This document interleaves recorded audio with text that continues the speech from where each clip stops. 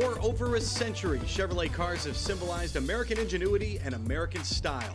Every week on our show, we pay homage to that legend by showing you some of the coolest cars that have ever worn the signature bow tie. Pull up a chair and check out some great Chevys from yesterday and today, right here on the Menards Chevy Show. Well, if you're a fan of racing and cool cars, you no doubt know all about Darlington Raceway, one of the most famous tracks in all of American motorsports. Well, just 5 miles up the road, it's little brother. It's Darlington Dragway. Since 1976, it's been known as the House of Speed, and this weekend, it's the home of the Menards Chevy Show. Without question, the '69 Camaro is an American icon, and we think you'll agree that this one is certainly worthy of this week's Rock Auto Restored Award.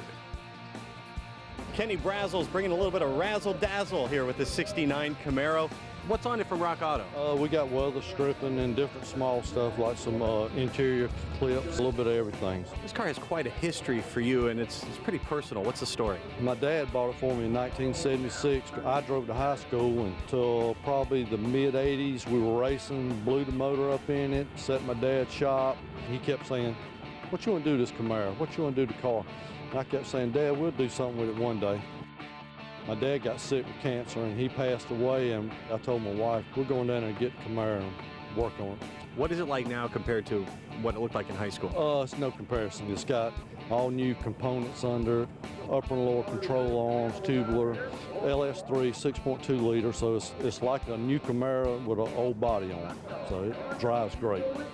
All the interior stuff come out of a new Camaro, and we kind of tweaked it and cut them down and made it fit kind of the look we were wanting. How much of this did you do yourself?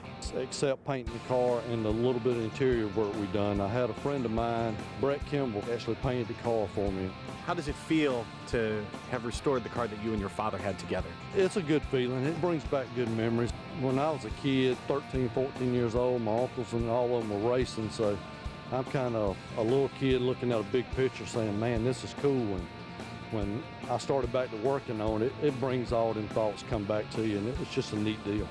And will you then pass this on to your kids? I've got 2 sons, and I've got a granddaughter and a grandson, and both has been all over the car. My granddaughter actually helped me sand on it. She's 8 years old, so them same feelings, I hope they'll feel the same when they get older. It'll go to somebody in the family. It's not going to be sold, that's for sure. Congratulations to Blythewood, South Carolina's Kenny Brazel, winner of the Rock Auto Restored Award. 1970 marked the debut of the second-generation Camaro. Phillip Lee has a great-looking example of one, and it is our first producer's pick. I got the car about 3 years ago, and we decided to make it into a project car. We got it with the body and paint intact, but everything else was in dire need of updating. So we took about 2 years, several Friday afternoons and evenings to get it in the state it is now. It's a big block, dark Big M. It's a 454 stroke, and I bored the block out to make a 509.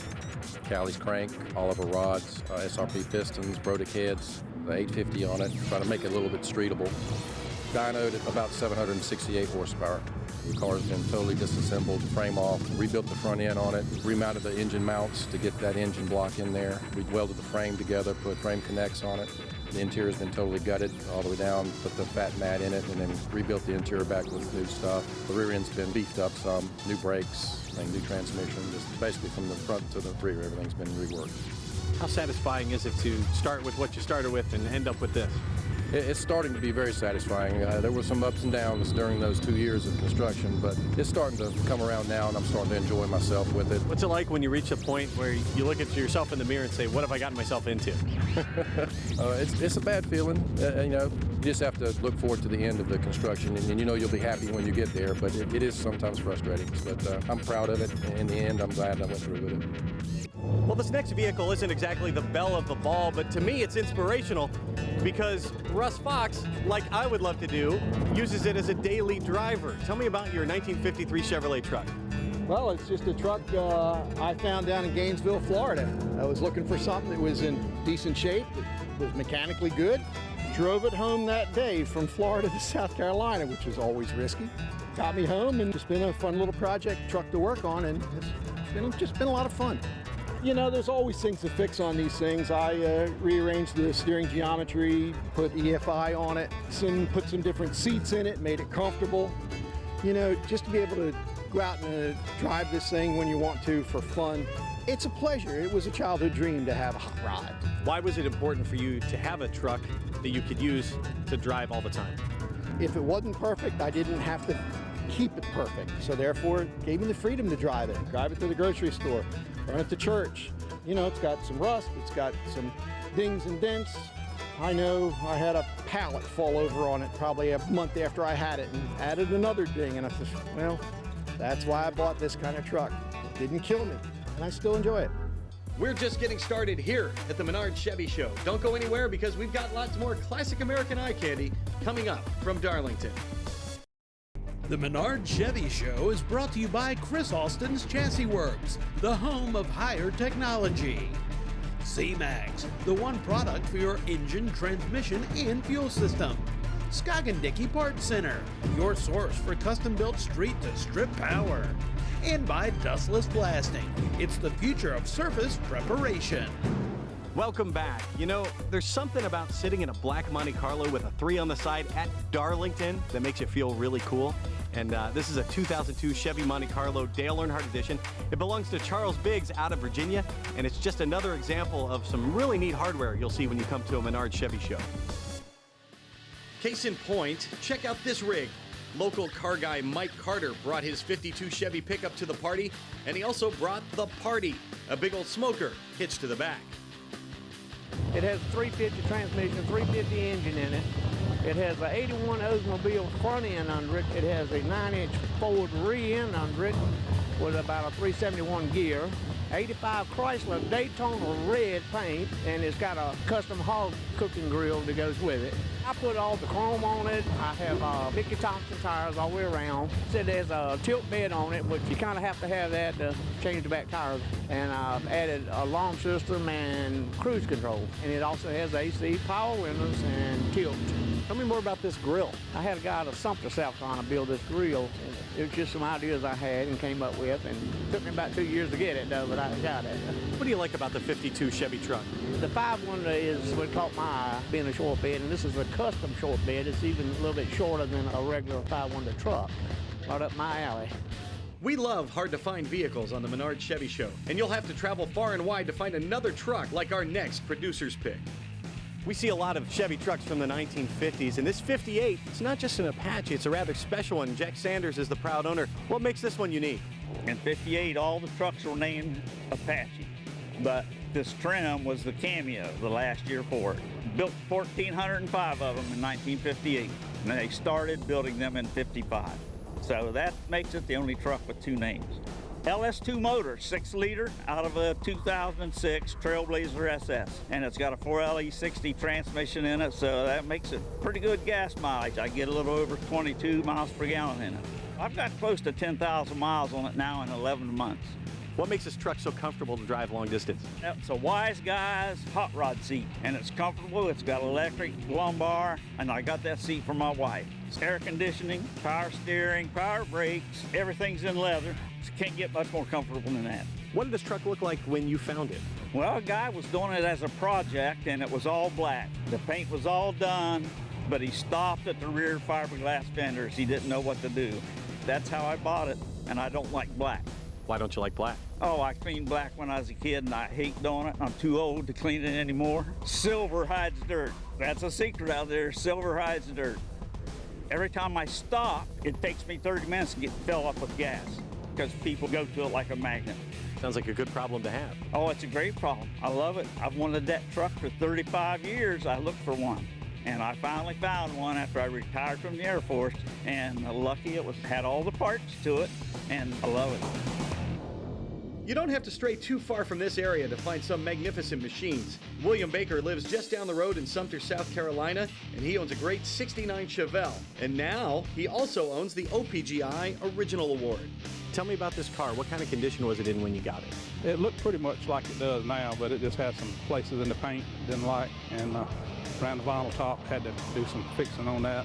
And like I say, it's hard to find what I was looking for, and we found this one on the internet, and I bought it from up North Carolina. What were you looking for? I was wanting a '69 Chevelle, blue, black vinyl top, and I did put the black stripes on it. And how much did you do yourself? Probably half of it. I help with the stripping down and all, painting it and all. Then I got somebody to cover the seats for me, and a friend of mine helped me put the air conditioning and the transmission in it. Tell me about the drivetrain. It's a 350 with a 700 R4 overdrive drive transmission. It's got a 308 gear in it. It's something cruising, it's nothing fast, but that's all I wanted anyway. I don't care for getting out there racing and stuff.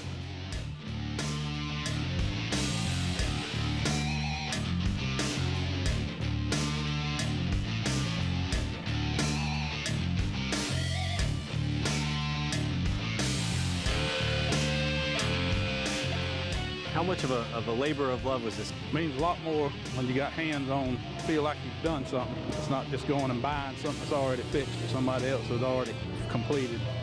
I enjoy messing with cars. I used to have a 68 Chevelle back in my 20s. Why was this the Chevelle you've always wanted? When I was in high school, I couldn't afford what I really wanted, and I've always liked the Chevelle. 69 I like better than the 68s, but at the time I found a 68 and bought it. And then this took me 40 years to get another Chevelle after I retired. Well, it looks like it was worth the wait. Congratulations to William Baker, this week's winner of the OPGI Original Award. Still to come, a closer look at our host facility, Darlington Raceway, and some of the coolest Chevys around. Don't touch that remote.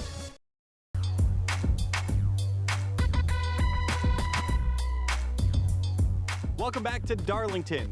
Well, we showed you this 2002 Monte Carlo SS, and this car is one of the legends that inspired it. It's a 1972 SS. It's owned by Freddie Sturkey. He's a local. It's got the original 454 under the hood, and he tells me the hood is a one-off cowl induction. You won't find that anywhere else except here at a Menards Chevy show. The Menards Chevy show travels all over to some of the greatest car collector communities in the country. This week's host is historic Darlington Dragway. Check out their calendar. It seems like there's always something brewing here. It's a great place to show your car, or to race it, or just to come as a spectator. We try to do a little bit of everything. We have anything from your bracket racing as we have today, grudge racing, motorcycle shows, junior dragster. We have a race for kids, and it's actually a big race for kids that have disabilities, and we raise money for them. We've actually just let them use the track for the weekend at no cost, so it's kind of our way of giving back to the kids that are going to be in these cars sooner than later. What is it like to be a part of the racing heritage of Darlington? Pretty awesome, actually. I don't know if a lot of people know this. This place was actually the first place a door car actually went 200 mile an hour. It's also the first place a car went 6 seconds in the quarter of a mile. So it's got a lot of history here. Like you said, down in Pro Mod country, so we have a lot of NHRA teams that come and test with us throughout the week for the national events and stuff like that. Man, over the last 40 plus years, it's pretty important. I mean, they used to do the big IHRA Winter Nationals here every year. It was actually really instrumental to IHRA, and we just try to continue that tradition with what we do here. The construction of this track, it was pioneering in its day. Tell me about that. So actually the same gentleman built this place, the Darlington Circle Track, Rockingham Dragway, and I believe South Georgia Motorsports Park. The concrete stands is the giveaway. At all of them tracks he's built, it has concrete stands on implemented into the hill. What do you have on the calendar for 2019? We try to average about 2 big buck bracket races a year. PDRA will be back with us again. We're probably going to have the IHRA bracket finals again next year. We're real big with small tire racing right now. That's kind of a big thing. We hold a couple of records here. We battle back and forth, so we're looking to have maybe a couple of bigger races with that. One of our bigger races is every April. We have Woodstock the week of April 13th next year. What's it like having Menards Chevy show here? Menards Chevy show is a lot of fun. Family can come out and kind of see the hot rods over there and watch some fast cars and just enjoy the whole day, and there's a little bit in the for each member of the family to do here. What can a racer expect when he comes to Darlington Dragway? We try to make them have fun and enjoy their experience from the time they come to the gate until the time they leave back to the gate, because that attitude carries on throughout the whole event here, so we try to make them just have fun. This next car is brought to you by Zing T, and it's naturally cool. Well, at first blush, it looks just like a 2016 Corvette you could pick up at the dealership, but Willie, tell us what makes this one rare. Well, actually it belongs to my wife, and I think she did a little research on it, and I think it came up to being like 1 of 14 with these specs. Chalk gray with a Kalahari top and Kalahari interior. And it has the sport suspension and active handling, the data recorders, and for it to be an LT2, it should have actually been an LT3 with all the options that was ordered on it.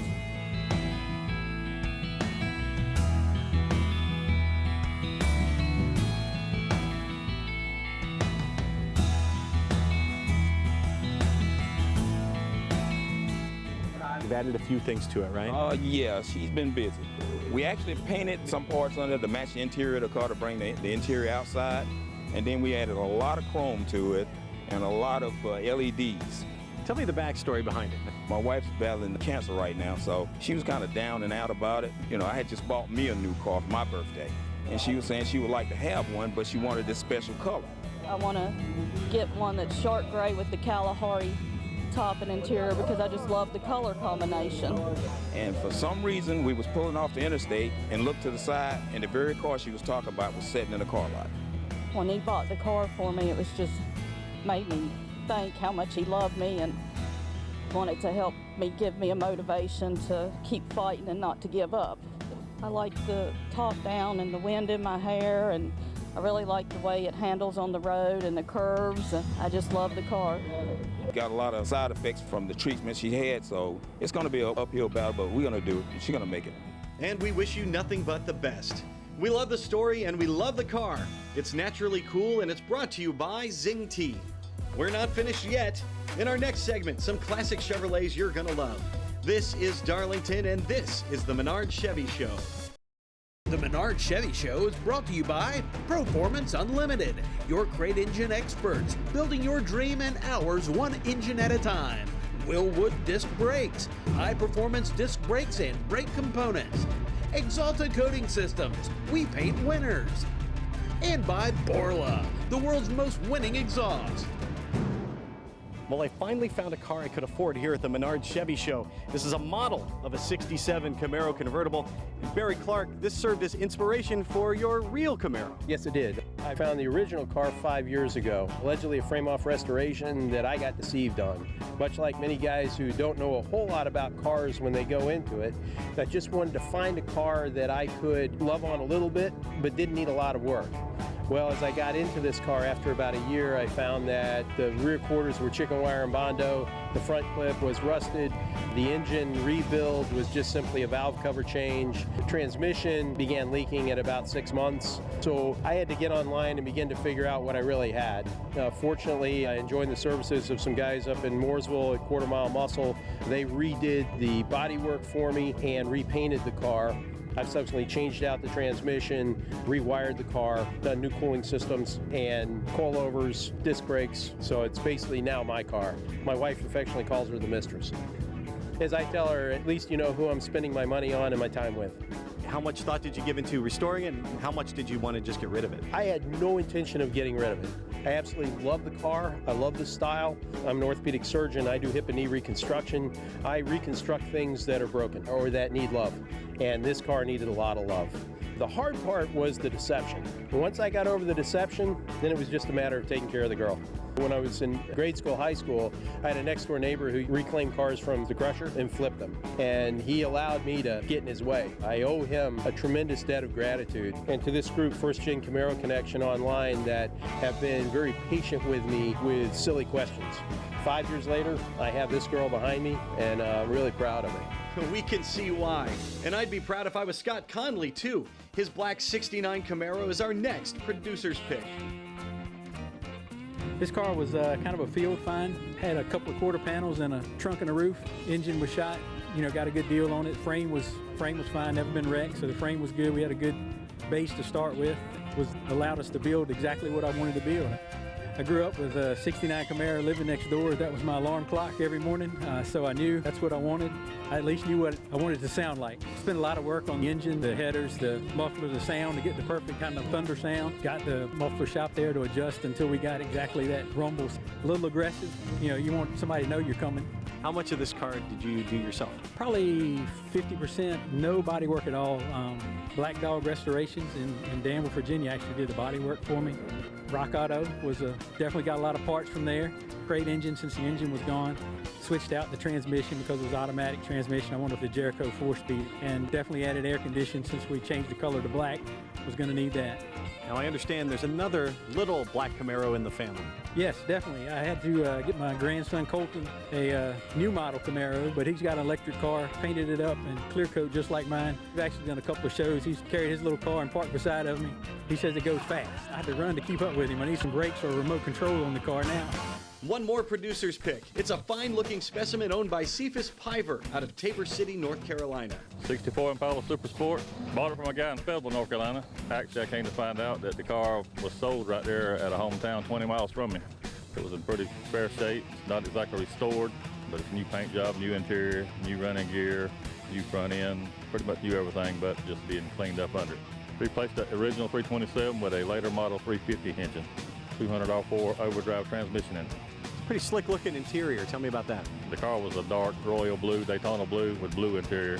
The paint now came off of an 05 Silverado Chevrolet truck called a Rival Blue. And I love the silver interior. Everybody thought I was crazy when I told them I was going to put silver interior in it. What do they think now? They love it. Get us out there. As good as it looks, it sounds even better. Got that comp cam thumper cam in it. It sounds real good. It drives good. In other words, it's got modern day power steering, power brakes. It runs and drives perfect. Almost like a new car. Thanks to our great hosts at Darlington Dragway, and thanks to everyone who brought out their Chevy cars and trucks. We're glad we can help you get your Chevy fix. Be sure to come back for more next week here on the Menards Chevy Show.